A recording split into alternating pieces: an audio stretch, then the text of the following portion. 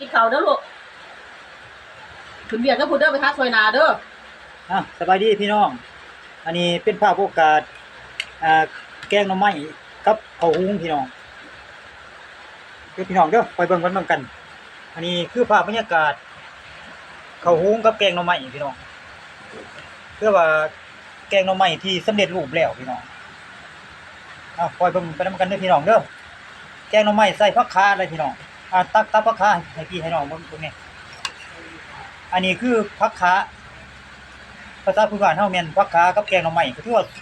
สุดยอดพี่น้องใส่กับข้าวหุงพี่น้องเนาะถ้าให้พี่น้องเห็นมันจะดีอันนี้แกงหน่อไม้กับข้าวหุงก็ถือว่าอาหารพื้นบ้านเฮาพี่น้องเบิ่งนะพุ่นสิตักแกงหน่อไม้ใส่ข้าวหุงเบิ่งจักหน่อยให้พี่น้องพอเห็นมันกัน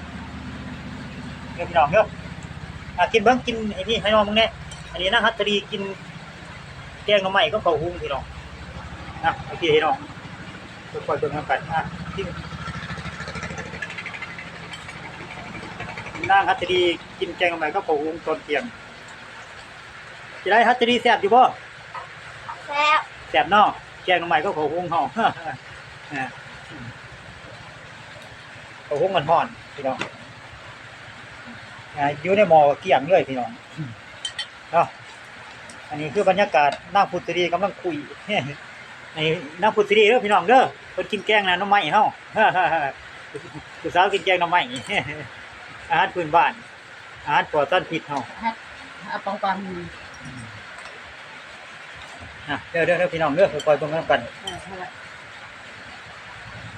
เอาพุทธรีกินตักแกงหน่อไม้เบิ่งเอาเจ้ากินผักขาให้พี่ให้น้องแน่จะยำผักขาเอานั่งหัดกินก็ได้อันกินผักขาเบิ่งอันผักขาอ่อนนะเนาะแซ่บอันนี้คือบรรยากาศนั่งพงหัตตรีกำลังกินผักขาพี่น้องอันจากหม้อแกงหน่อไม้พี่น้องเนาะให้พี่น้องคอยเบิ่งกันเด้อพี่น้องเด้ออันนี้คือแกงหน่อไม้พื้นบ้านเฮาภาษาพื้นบ้านอาหารพื้นบ้านเฮาอาหารธรรมชาติพี่น้องแล้วก็มีบวกปลากระป๋องน้ำแต่ว่าบ่แม่นปลากระป๋องอื่นนี่เนาะอันนี้คือปลากระป๋องเพิ่นเฮ็ดสำเร็จรูปแต่ว่าเพิ่นเอามากินกับแกงหน่อไม้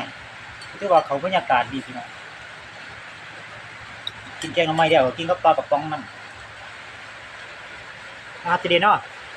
โดยแซ่บบ่น้องพุทธดีแล้วแซ่บเนาะ